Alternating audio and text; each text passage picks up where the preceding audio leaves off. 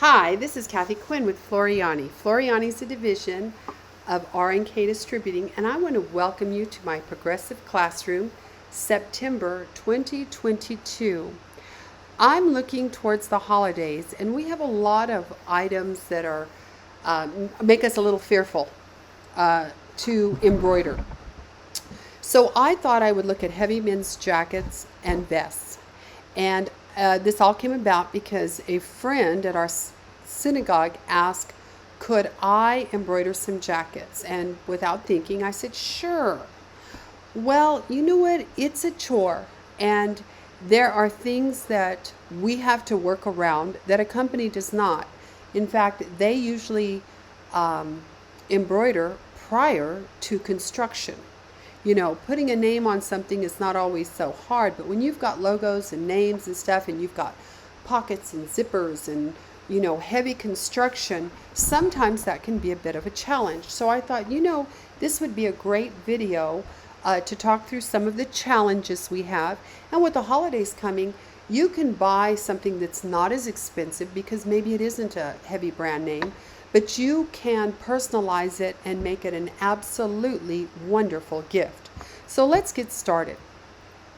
Now, the first thing, of course, we have created our designs in our software lesson, but I have a vest and a jacket here.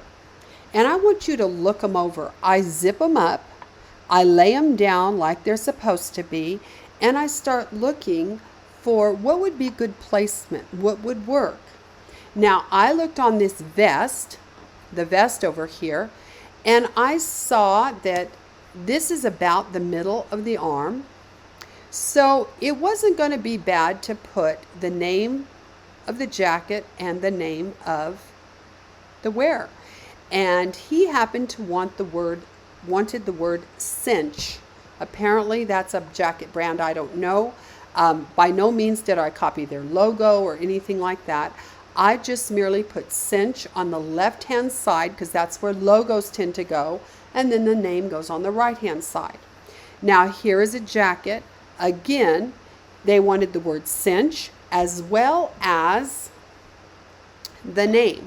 Now when I look at this one, this is much less of a challenge, this vest, because I have pretty easy, clear placement. My challenge then becomes how heavy this is and how in God's name am I going to get that under the needle on a machine. Now I do have a multi-needle. However, these jackets were too heavy to even go in a multi-needle hoop.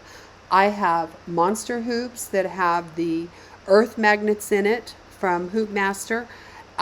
No way.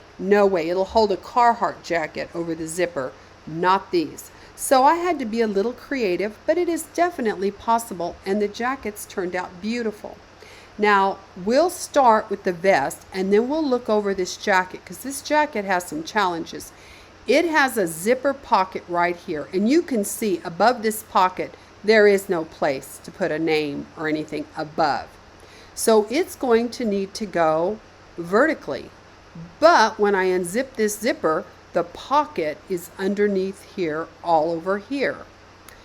So I pull that out, and we'll go through and I'll tell you mistakes I made. That's why you pay me the big bucks, so you can avoid those potholes. So let's move forward.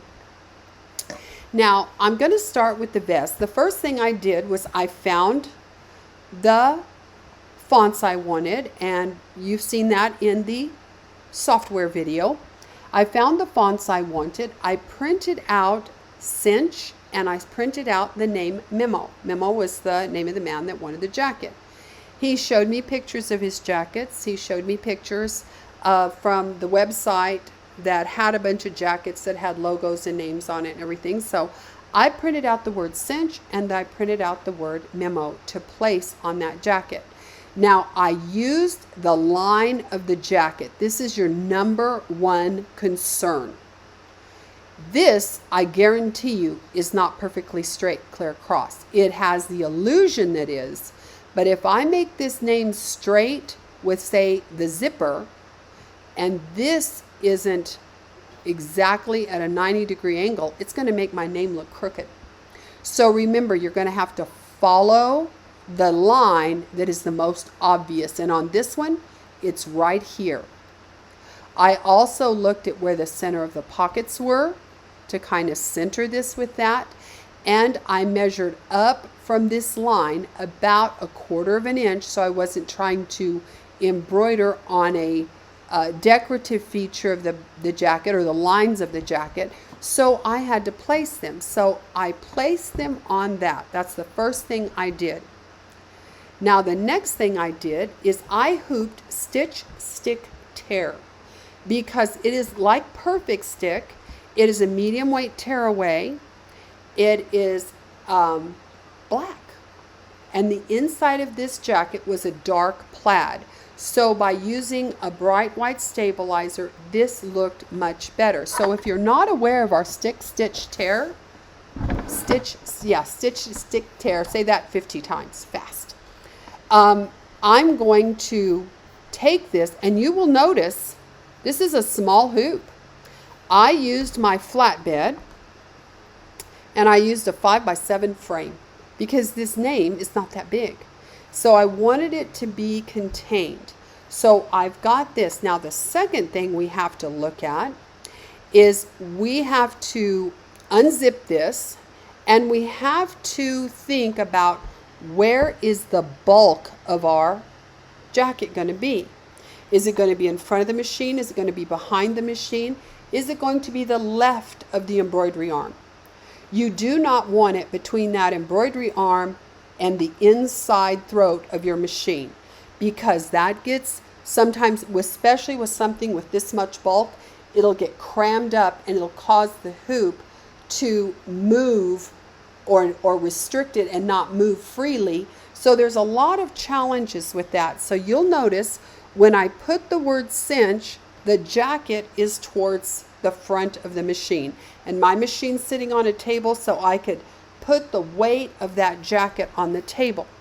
Now I hooped it, I centered the needle so it went right in the center, so I knew everything was lined up because I hooped it with the lines on my hoop. Then I basted it to the hoop. Now everybody has base functions in their machine. I did not create the baste function in the software, which we absolutely can. But you know what? I didn't realize how much I was going to need that. I don't normally baste stuff down. But with this weight of this jacket on that sticky stabilizer, I didn't want to risk it, shifting a little bit and giving my name a crooked look. And you can see how I have followed the lines of the jacket, because you can see the basting is perfect. So I know that name is going to go in there and look great. So same thing here. Now I did the cinch this way because that was on the left side. When I did the right side, the bulk of my jacket is behind the machine. So perfect. So now I stitched out my lettering. I removed the basting, and then I pulled away very carefully from the back, removing the stabilizer real well, because these letters are nice satin stitch and they perforated out the stabilizer beautifully to pull away. Now I only used one layer because remember, Perfect Stick is a medium weight tearaway. Stitch, stitch, stitch, stick, tear. Stick, stitch, tear is also a medium weight tearaway that holds 10,000 in a 4x4, 15,000 in a 5x7. So I was well under my thread count, so I knew I wasn't going to have any problems. Plus, let's get real. This jacket is sturdy as can be. So the vest was fairly easy to do. So I did cinch and I did memo, and it turned out beautiful. So there it is, looks great, turned out perfect. Now the jacket was a little bit more of a challenge. In fact, it was a lot more of a challenge. So I'll tell you all the mistakes you don't want to make. Now the first thing I want you to notice is this is a heavy fleece lining. The jacket's kind of a canvas. It's got a weird pocket in having that vertical pocket down the front. And like I said, that pocket goes way, way over in this jacket. So my first thought was, no problem. I am going, and I marked. You're going to notice I used my Quilter Select marker. I marked about 3/8 of an inch away from this line. I zipped it up because, again, this lettering has to match the angle of this zipper pocket so it doesn't look crooked.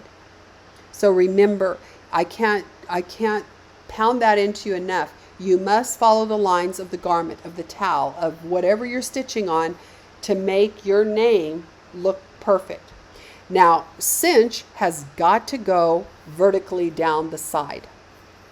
I looked at some websites because, of course, your best information is going to people that embroider, professional companies that are embroidered commercially. And like I say, they're embroidered prior to this thing being put together. And this was the way that names went along this. So I thought, I'm smart. I'm going to pull all that lining out, the pocket. Then I will embroider this, stick it back in, and zip it back up. Well, I don't know what I was thinking, but when you stitch this down, it stitches the front of the jacket through the lining. So number one, I can't stick this back in because this is cut off, and I can't get it back in right, and so now I have to pick out all the stitching without putting a hole in the jacket.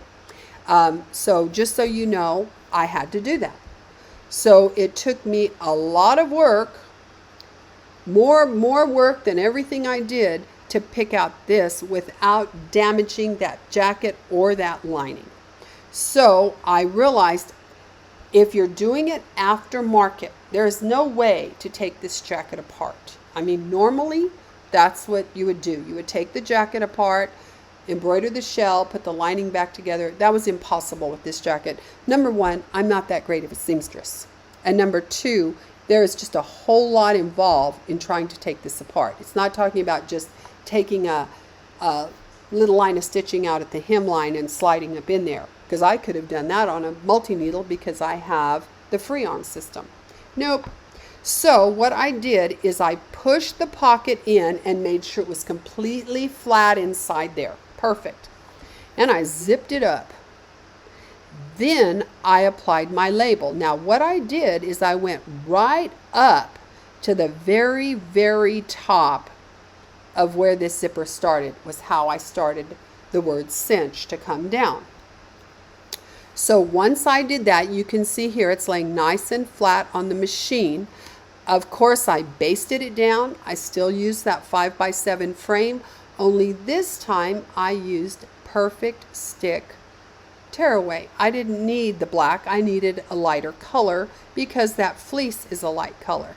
So I stitched it there. Now to do the name, okay, so now we're going to do the name. I am going to measure across, zip it up. Don't trust this picture because the jacket's not zipped. I'm going to make sure that Memo is pretty even, the top with the top of the zipper and the lettering, so it has a nice balance.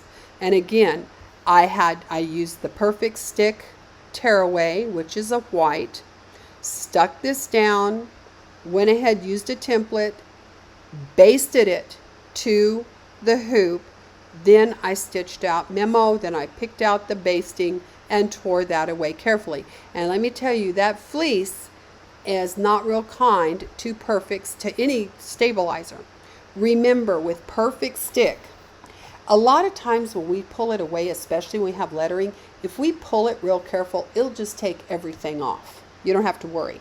But on something like this with that fleece, I don't want it to leave clumps on the fleece. I don't want to pull the fleece out bald. I don't want to have to trim anything. What you're going to do is Perfect Stick is 50% water soluble and 50% fiber. So half of it is fiber. It's not going to all go away. I'm going to take a damp sponge, and when I mean damp, I mean you're going to squeeze every bit of water out of it you can get, and you're going to place it behind there, dampen just the stabilizer. You're not soaking it, you're not wetting it, you're not misting it, you're not wiping a little water on it, you're dampening it. If you wait 10 to 15 seconds, that water soluble portion breaks down, and it also breaks down the adhesive, so I can pull that off without making a mess of that fleece lining. So This is how I finish those jackets. It may seem simple, but I'm going to tell you the tips I've just given you are worth $1 million. These are things that'll keep you from falling in the same hole, and know that even a super heavy jacket can be done on your flatbed simply by thinking about where is the bulk of the jacket going to lay? How am I going to position this so I'm not having it pull weight against the hoop or crammed into the throat plate of the machine? Using your lines of your jacket. Now this one I lined up with the top, and I lined it up with the zipper, because this is the line that will be noticed, is the line of the machine of the zipper. Where this, what's going to notice to define it, is the line of the pocket. Whereas, let's go back a couple of slides. On the vest, this is the line I've got to follow. So make sure you look at all the lines of the jacket, plan it out, print out your templates, place them on. Does it look attractive? Does it look good? Does it look balanced? Because it's not always about what's mathematically correct. It's what's visually attractive. So remember that in all times, and enjoy maybe doing some cool vests and jackets for some people at the holidays. Thanks a bunch. Hope you have a great month. See you next month.